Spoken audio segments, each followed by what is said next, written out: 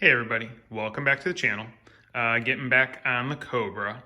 So since the last video, I have taken it on a couple more test drives and was keeping an eye on the coolant gauge because I had mentioned that there was a couple of times where I watched it kind of flutter up and then come back down real quick. Last test drive I took, it was solid, steady. Never really got above like 85, 90, and 90 degrees C from what I've seen online and doing the conversion, it's like 194 Fahrenheit. So that's like spot on. I'd seen like those few spikes to 100 previously. That looks like that was about 212 as far as the conversion goes. So yeah, nothing to worry about here. And like I said, the last couple drives I took, it was, nice and steady. So I'm going to start getting to work on a few things with the car. I do need to, like I said in the previous video, seal those two studs that hold the girdles in for the rear end because it is leaking pretty bad out of those. So I'll get those sealed up and then I'll check the diff fluid, make sure it's not too far off and haven't lost too much.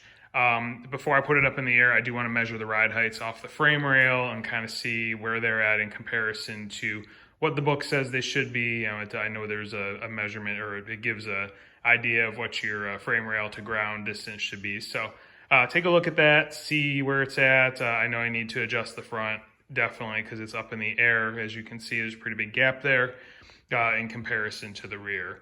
That also could be because this thing does still have the cut springs. I know a lot of people are bugging me to put coilovers on it on the rear. It is on the to-do list. I promise I will get those done. I just have to work within a budget between all my vehicles, and the coilovers for the rear aren't exactly a cheap thing. So I was trying to get this put together in a very safe drivable condition with all the wiring that was hanging out from under the dash. And it was one of those things where while I was in the dash, I had to rewire some stuff, and I ended up doing some of those gauges just because I was rewiring. The one gauge wasn't working and it looked terrible just replacing the one gauge, etc., etc., etc. So that's kind of why I've gone the route I've gone. But yeah, we'll keep going from there. So, and then, the other thing I want to try and address pretty quick here is the timing. Like I said, this thing has an adjustable pointer on it. It feels like it's breaking up a little bit in the higher RPMs and loses a little power. So I'm wondering if the timing is off there. So I do want to check, see where that adjustable pointer is set, and make sure I get the timing right on it. So those are the big things I want to hit real quick here in this video. So that being said, that is what I'm going to get to work on. All right, so I just crawled under the vehicle to measure the distances at the frame. According to the manual, ride heights in the front should be 4.5 from the frame to the ground, and in the rear it should be 4 3/4 from the frame to the ground. I am running the recommended size 17-inch wheels and tires, so I do have the 275/40s in the rear and the 245/45s in the front. Here you can see the measurements I got. Front is 5 3/8. Rear is 4 3/8. So the rear is actually low, which I kind of had a feeling just based on the wheel gap you can see there. Unfortunately, I don't have coilovers yet. It's on the list, but I don't have them at this moment. So really can't do too much about that. It's just going to have to be a little bit low. Front, I definitely can lower because I've got the coilovers up there. So I'm going to go ahead and loosen up the lugs, get this thing up in the air, and then I can go ahead and adjust the front coilovers, drop those down somewhat. I can't remember off the top of my head what I had the spacing on there, from the bottom of the coilover, the amount of thread showing. But yeah, I'll just drop the collar down probably, like 3/4 of an inch or so, and see where that puts me, because I am about an inch high, just shy of. So, maybe I'll drop it down 5/8. I don't know. We'll see. But anyway, I'm going to get to work on getting this thing up in the air so I can get those adjusted and go from there. All right, so here we are up in the air and working on the rear. After taking a look at it, once I got the wheels off, I did figure out how you can adjust it. I hadn't read the book, so that's probably why I wasn't thinking about it. But basically what I did is I've already done this side. I put a jack underneath the axle, loosened up the strap there, the limiting strap, took that off, lowered the axle down, and I was able to put a 1/2 turn into the spring down in the purchase. So originally the top of the spring was right here, the very end of it. Now it's in the exact spot on the other side. So that 1/2 turn in the spring should put that much more force on it. I think off the top of my head, I was 3/8 inch too low.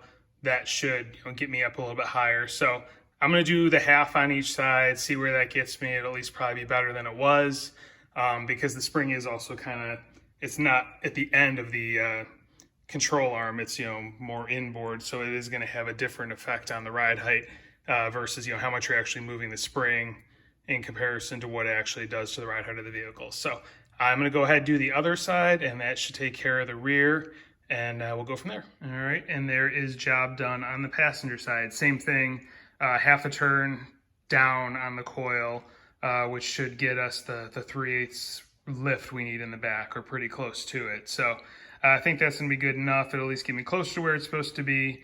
Once I get actual coilovers, I'll fine tune it at that point in time. But yeah, this should at least get me closer in the rear, and it's not going to be as sagging as much as it was. One thing I did forget to mention, if you are running the coil springs, there's the isolators. You will need to basically screw the spring up so there's no tension on it, and then shift the isolator on the spring so that way it'll be in the right spot when you move the spring the additional 1/2 inch down in the coil buckets that are built into the frame. So something to think about when you are doing that, to make sure there's no noise and no clanking metal on metal. So the isolators are shifted with the springs. Everything is where I want it to be at this point. So now I will move on to the front. All right, so here we are on the left front. And if you remember earlier, I was my frame height was 5 3/8 in the front. It's supposed to be 4 1/2. So I am 7/8 high on the front end of the vehicle. So I need to drop it down 7/8. The geometry on the coilovers, I think that, it'll be pretty close if I go 7/8 down on the perches for each side. That should, in theory, get me pretty close to where I need to be. I might just go 3/4 change, see where that puts me at once it settles, and then go from there. I think I'm actually gonna do that. I think I'm gonna lower the perches 3/4 on both sides and see what that gets me for a final ride height, because I also did shift the back, which that'll jacking the back up will put a little more weight on the front. So yeah, I'll go 3/4 on the front and go from there. All right, and there we are. Both sides are done. So I went from having 1 3/4 inches of thread showing underneath the the spacer to or the perch to 1 inch. So I knocked out 3/4 inch on both sides. Also, I went ahead up here, the jam nut where the rod screws into the end fitting was loose. I noticed that, so I did bottom that down all the way, tighten the strut or the shock rod into the end fitting as tight as I get it, and then tighten the jam nut up against it. So that was a little loose in the front on both sides. So everything's tightened up there as far as the top end goes, and the spring perches on the front end are both set at 1 inches of thread showing. So hopefully once I get this on the ground, it'll be much more level where it's supposed to be. I'll obviously take it out for a ride, let everything settle again, and then bring it back in and measure it, and yeah, hopefully we're where we need to be, and then I can go ahead and align this thing. So that's job done on the ride height. Next is going to be going and messing with those 2 leaking bolts on the rear end cover. And here we are back in the back of the vehicle. Next thing, like I said, is going to be working on the differential leak. As you can see, probably the grease, it's coming out these 2 bolts here. You can see it kind of pulled up underneath of them, and then it's just running down the cover and dripping here off of the bottom. So what I'm going to do is go ahead and clean this up. I'm going to remove the 2 jam nuts, back out the girdle studs, clean those up, put some sealer on them, and then put everything back together tight as it's supposed to be done. So that should, in theory, fix my leaks here in the back of the vehicle. All right, so here we are. Everything is disassembled. I've got the 2 studs backed out, cleaned everything off with brake clean. So now what I'm gonna go ahead and do is coat the studs. I'm gonna use Permatex, this sealer. This is perfect for doing studs and whatnot to go into water jackets or oily stuff or whatnot. It forms a really good barrier and seals everything up pretty well, stays pretty tacky. So I'm gonna go ahead, get these coated up, and then I'll torque the studs. It's supposed to be 5 foot-pounds, so I'll go 60 inch-pounds because it's just a little more accurate with the 3/8 drive torque wrench that I have. And then the retaining, or the jam nuts, those go to 10 foot-pounds, so I'll go ahead and get those installed as well. All right, here we are back together. So like I said, I put that sealer on the stud threads, ran them down, torqued them to 60 inch-pounds, and then I cleaned everything up, and I wasn't really trusting that sealer 100%, so I went ahead and put some silicone, some great stuff on the base of where or right around where the jam nuts are going to go, so it would fill in the rest of the gap pretty well with that. Ran those down and then torqued those to 120 inch-pounds.